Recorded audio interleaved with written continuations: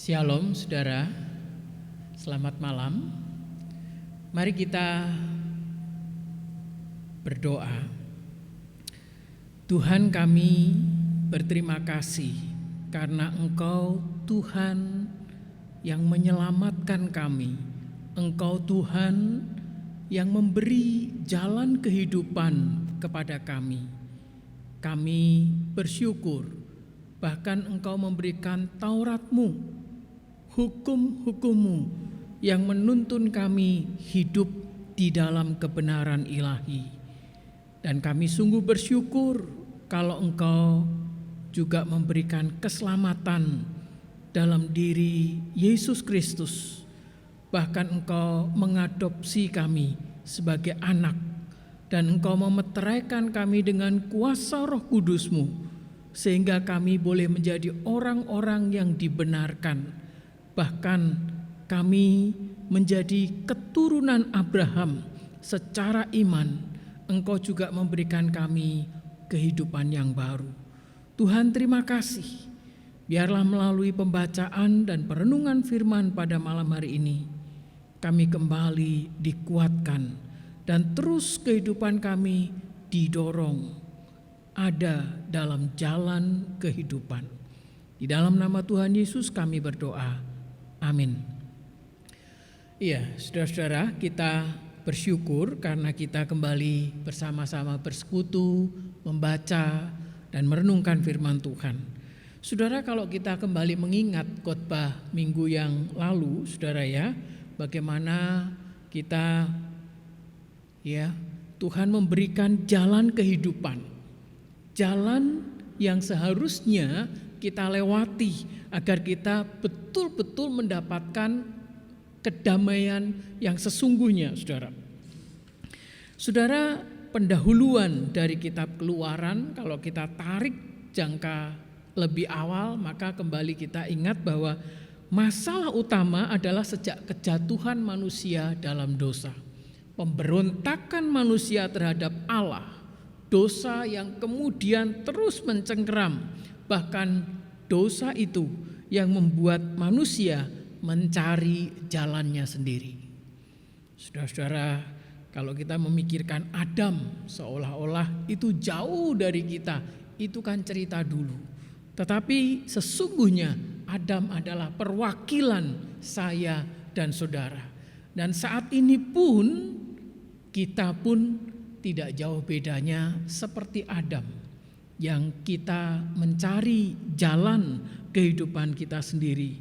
Karena itu saudara-saudara yang dikasihi Tuhan, Musa diberi oleh Tuhan jalan kehidupan, yaitu 10 hukum yang saudara kita bisa pelajari bagaimana Tuhan memberikan perintah-perintah untuk kita boleh hidup di jalan kebenarannya.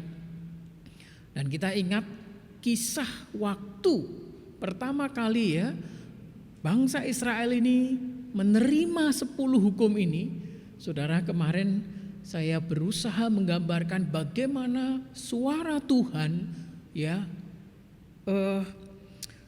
otoritas Tuhan, yaitu wibawa Tuhan ketika dia mengucapkan firman itu, saudara.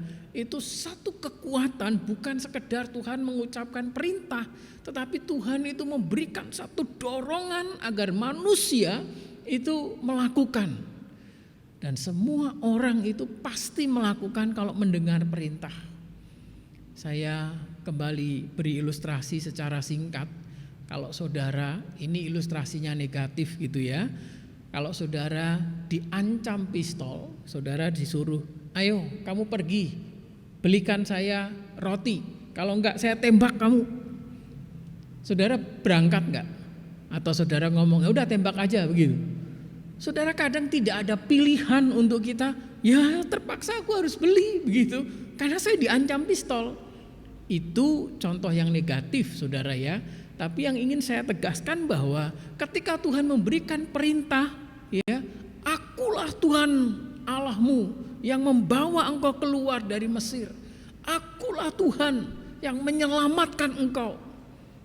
Saudara, orang merasa saya harus lakukan ini. Namun dalam perjalanannya Kemarin saya bandingkan, saya kutip Bilangan 11. Selalu ada provokator-provokator. Saudara, provokator ini jangan berpikir hanya sekedar pribadi seseorang yang kemudian memprovokasi.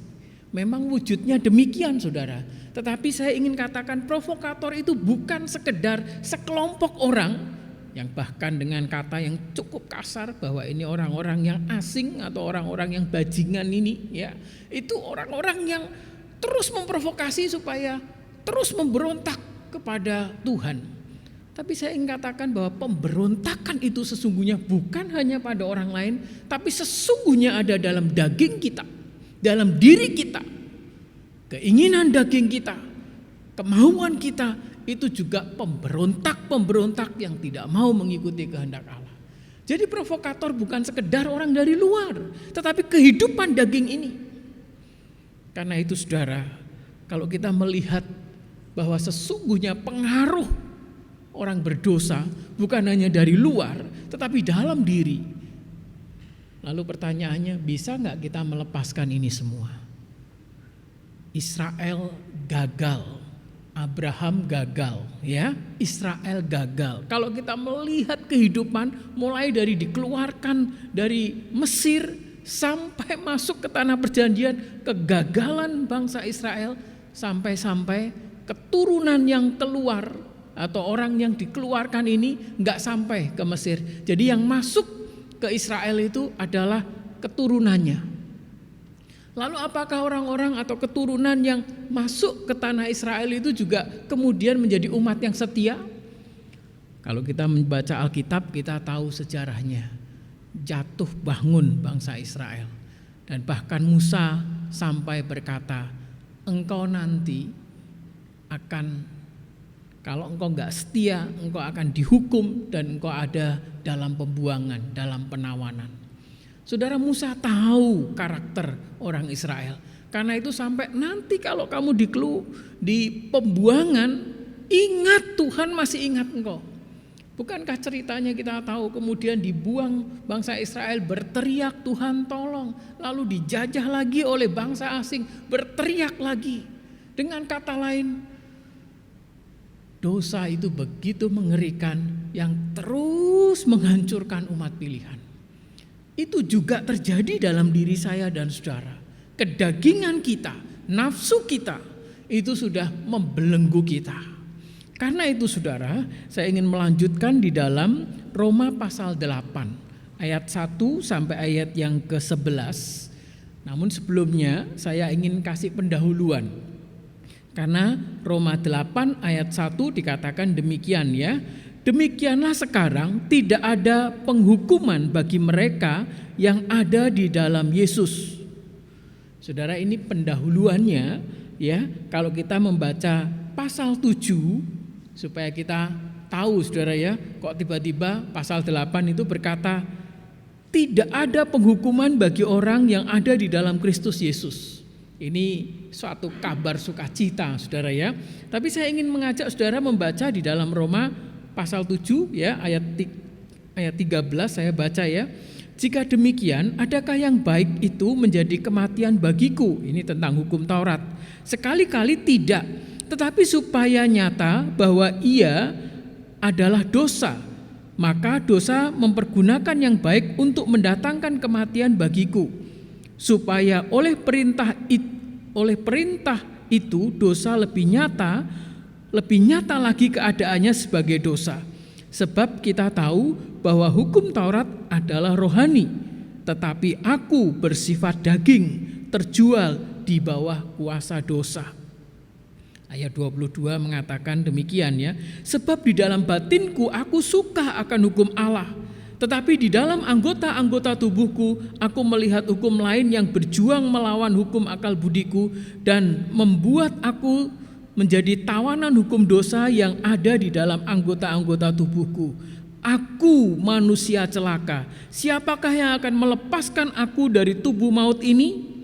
Saudara lihat, tidak ada cara lain. Tetapi puji Tuhan, ayat 25 berkata, syukur kepada Allah oleh Yesus Kristus Tuhan kita. itulah yang menyelamatkan kita, saudara ya. Ayat 8, karena itu Paulus berkata, demikianlah sekarang tidak ada penghukuman bagi mereka yang ada di dalam Kristus Yesus. Roh yang memberi hidup telah memerdekakan kamu dalam Kristus dari hukum dosa dan hukum maut. Sebab apa yang tidak mungkin dilakukan hukum Taurat karena tak berdaya oleh daging, telah dilakukan oleh Allah dengan jalan mengutus anaknya sendiri dalam daging yang serupa dengan daging yang dikuasai dosa karena dosa. Ia telah menjatuhkan hukuman atas dosa di dalam daging. Saudara, ini keterangannya bahwa Allah menyelamatkan umatnya dengan cara dia berinkarnasi dalam diri Yesus Kristus. Allah menjadi manusia, menjadi daging yang berdosa, tetapi tidak berbuat dosa. Jadi daging itu sudah ditawan, tetapi Kristus itu tidak berdosa, saudara. Kemudian kita membaca ayat selanjutnya, saudara ya. Supaya tuntutan hukum Taurat digenapi di dalam kita yang tidak hidup menurut daging, tetapi menurut roh. Sebab mereka yang hidup menurut daging memikirkan hal-hal yang dari daging, mereka yang hidup menurut roh memikirkan hal-hal yang dari roh. Karena keinginan daging adalah maut, tetapi keinginan roh adalah hidup dan damai sejahtera. Sebab keinginan daging adalah perseteruan terhadap Allah, karena ia tidak takluk terhadap hukum Allah. Hal ini memang tidak mungkin baginya. Mereka yang hidup dalam daging tidak mungkin berkenan kepada Allah. Tetapi kamu tidak hidup dalam daging, melainkan dalam roh. Jika memang roh Allah diam di dalam kamu. Tetapi jika orang tidak memiliki roh Kristus, ia bukan milik Kristus. Tetapi jika Kristus ada di dalam kamu, maka tubuh memang mati karena dosa, tetapi roh adalah kehidupan oleh karena kebenaran. Dan jika roh Dia yang telah membangkitkan Yesus dari antara orang mati diam di dalam kamu, maka Ia yang telah membangkitkan Kristus Yesus dari antara orang mati akan menghidupkan juga tubuhmu yang fana itu oleh rohnya yang diam di dalam kamu. Amin. Saudara-saudara, kita sungguh bersyukur ya, sekalipun ketika manusia jatuh dalam dosa ya, betul-betul tidak ada pengharapan, saudara. Karena itu saya merasa sungguh bersyukur kalau dalam kehidupan saya kemudian boleh mengenal Yesus, bahkan mendapatkan anugerah keselamatan. Kenapa, saudara? Karena keselamatan itu tidak bisa dicari melalui perbuatan. Kenapa? Perbuatan itu melalui daging. Perbuatan itu selalu dikuasai oleh daging. Dan perbuatan sebaik apapun untuk melakukan hukum Taurat, karena dosa itu maka perbuatan kita ujung-ujungnya muter-muter jatuh dalam dosa. Buktinya apa? Lihat sejarah. Bahkan para ahli Taurat, orang-orang Farisi yang hidupnya ketat mengikuti Taurat, terpeleset dalam dosa. Saudara, bukan hanya pada zaman perjanjian lama, dalam perjanjian baru juga jelas. Bagaimana dengan zaman bapak-bapak gereja setelah perjanjian baru? Gereja jatuh bangun di dalam dosa. Namun kalau kita membaca bagian ini, sungguh kita bersyukur, saudara. Karena sesungguhnya bukan karena usaha kita, tetapi Kristus yang membenarkan kita. Saudara-saudara, ketika kita percaya kepada Yesus sebagai Tuhan dan Juru Selamat kita, maka apa yang terjadi dalam kehidupan kita? Status kita orang berdosa, orang yang dikuasai daging. Status kita jelas status orang berdosa.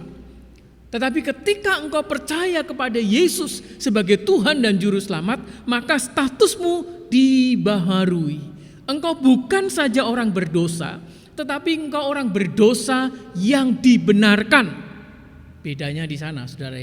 Berdosa, betul, saya orang berdosa, betul, tapi saya dibenarkan. Karena apa? Saya dibenarkan oleh pengorbanan Kristus di kayu salib. Melalui iman yang diberikan, saya bisa mendapatkan keselamatan. Saudara bisa mendapatkan keselamatan bukan karena usaha kita. Lalu apa yang kita terima ketika kita menjadi orang-orang yang mendapatkan status itu? Saudara, kita juga mendapatkan hak keluarga baru. Maksudnya adalah saudara menjadi keturunan Abraham. Saudara, kalau melihat kehidupan bangsa Israel hari-hari ini, saudara ya, sampai saat ini bangsa Israel itu bangga. Kenapa saudara? Karena dia merasa dia keturunan para nabi, dia keturunan Abraham, dia memiliki hak waris atas keselamatan, atas kerajaan surga. Karena itu mereka sangat yakin, saudara ya. Tetapi permasalahannya, yang mendapatkan hak keselamatan bukan sekedar masalah keturunan jasmania. Bukankah kita melihat keturunan Abraham, ya, Ishak dan Ismail yang mendapatkan hak keselamatan Ishak? Bukankah kemudian kita melihat keturunan ke-12 anak Yakub, kita tahu kemudian hanya suku tertentu yang mendapat hak menjadi imam. Kita melihat keturunan Abraham itu ada yang terus ada jatuh dalam dosa, tetapi melalui keturunan Abraham ada yang diselamatkan. Karena itu bukan masalah keturunan secara jasmania. Justru karena kasih karunia Tuhan, keselamatan itu menjadi melalui bangsa Israel, maka semua bangsa mendapatkan keselamatan itu. Karena itu kita bersyukur kalau kemudian kita mempunyai status yang baru, terus kita memiliki keanggotaan keluarga baru, yaitu keluarga Abraham, keturunan Abraham yang kita dapat karena iman. Kita tahu Abraham mendapat julukan apa, saudara? Bapa orang beriman. Jadi kalau kita memiliki iman kepada Yesus, kita anaknya Abraham. Saudara-saudara, bahkan kita bukan hanya memiliki status yang baru, keluarga, hak kerajaan surga yang baru, tetapi kita memiliki masa depan yang baru. Hidup kita diubahkan. Dan pada bagian ini menjadi kuncinya, saudara ya, bahwa ketika saudara memiliki status yang baru, keanggotaan yang baru sebagai keluarga Abraham, masa depan kita, saudara, apa yang membedakan kita dengan orang lain? Kehidupan kita bukan saja secara daging, tapi kehidupan kita sudah seharusnya dipimpin oleh Roh. Saudara-saudara yang dikasihi Tuhan, ayat yang keempat dikatakan demikian, supaya tuntutan hukum Taurat digenapi di dalam kita yang tidak hidup menurut daging tetapi menurut Roh. Maksudnya tentunya Roh Kudus, saudara ya. Kehidupan kita sekarang sebagai ahli waris keturunan Abraham, jangan sekedar, saudara, hari ini saya ngobrol ya, konseling dengan seseorang yang, saudara, setiap kali saya mendengarkan permasalahan seseorang, saudara, saya bukan sekedar melihat detail-detail permasalahan, tetapi saya mengkaitkan apakah engkau hidup secara jasmania atau secara rohania. Ketika menghadapi kesulitan, engkau menyadari Tuhan ada di sana atau tidak, atau engkau menyelesaikan dengan caramu sendiri. Setiap saya mendengarkan sampai lama, kemudian saya ngomong, apakah kamu menyadari ada Tuhan yang menyertai kamu? Saya ingatkan kepada rekan-rekan bahwa engkau tidak sekedar hidup secara daging. Kita orang yang ditebus. Kalau saudara mengaku orang Kristen, orang percaya kepada Yesus, lalu kehidupanmu terpisah dari hal-hal rohani, sangat kasihan, saudara. Saya ngomong panjang lebar, dunia ini kejam, dunia ini tidak bisa dipegang.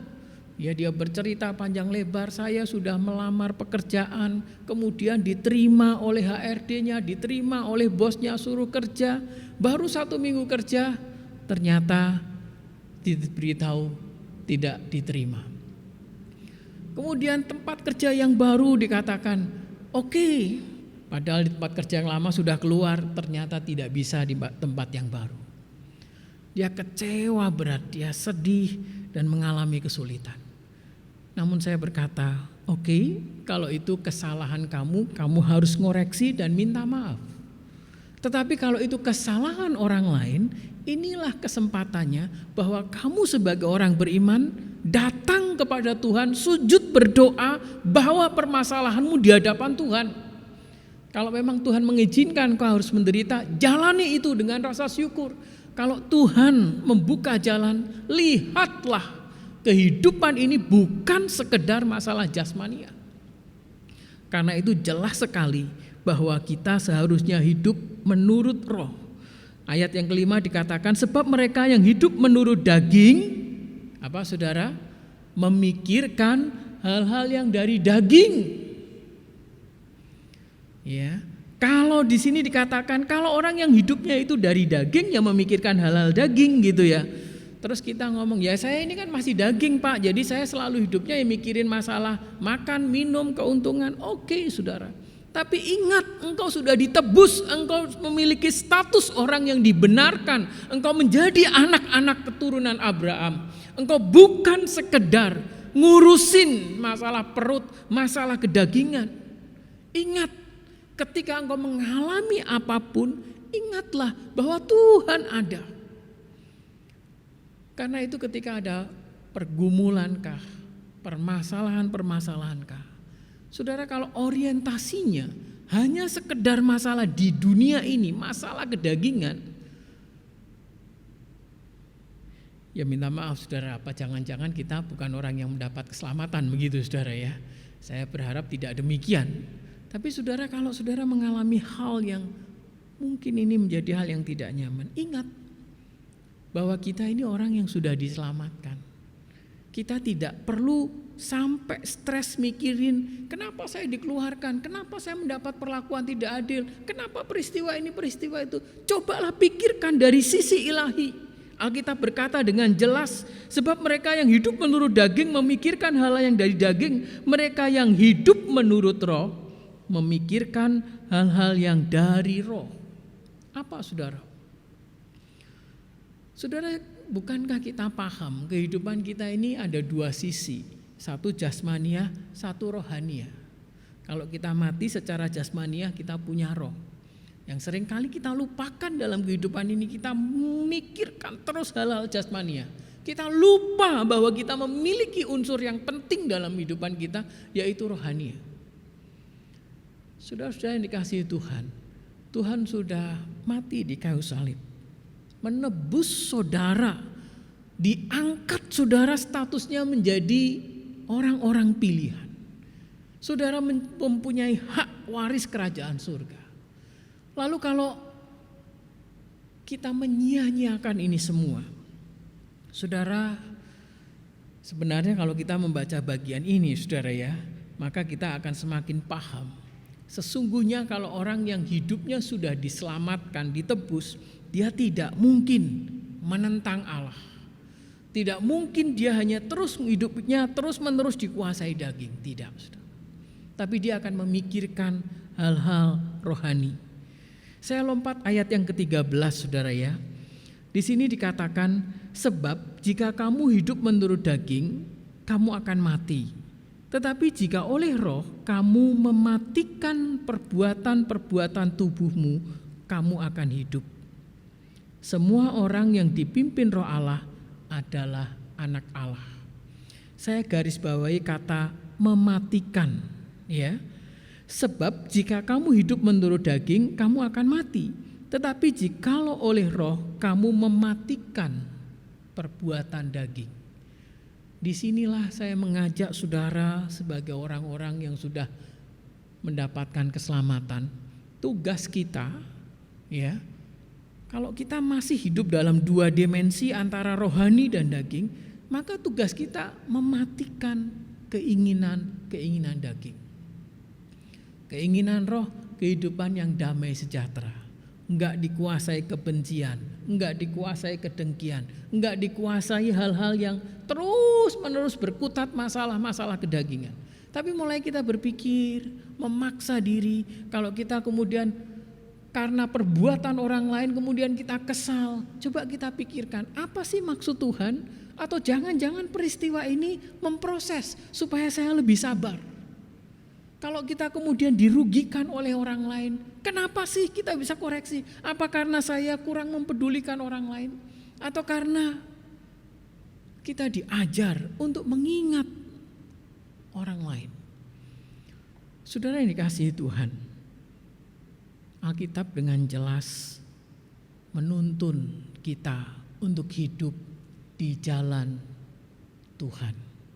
Jalan yang tidak menuruti keinginan daging, tetapi keinginan roh. Karena itu saudara yang dikasihi Tuhan, melalui persekutuan doa malam hari ini, mari kita pakai waktu sejenak. Hari ini hidupku lebih banyak dipakai untuk menuruti keinginan daging atau mematikan keinginan daging. Mari kita masuk dalam doa. Tuhan, sungguh perjuangan yang berat seumur hidup kami selama kami ada dalam tubuh kedagingan ini. Tetapi kami sungguh bersyukur karena Engkau tidak membiarkan kami sendiri, namun Engkau memberikan Roh-Mu yang kudus, yang memimpin, menuntun kami hidup di bawah kuasa Roh. Tuhan, sebagaimana yang digambarkan Paulus, dari hari ke hari senantiasa terjadi perjuangan dalam diri kami. Daging kami yang sudah ditawan oleh dosa. Kami sungguh memerlukan belas kasihan Roh Kudus, belas kasihan Tuhan untuk hidup kami dipakai menjadi alat kebenaran Tuhan. Terima kasih. Kami mau belajar untuk mematikan keinginan daging dan mempersembahkan hidup kami untuk memikirkan hal-hal rohani. Tuhan, terima kasih. Terima kasih Tuhan. Di dalam nama Tuhan Yesus kami berdoa. Amin.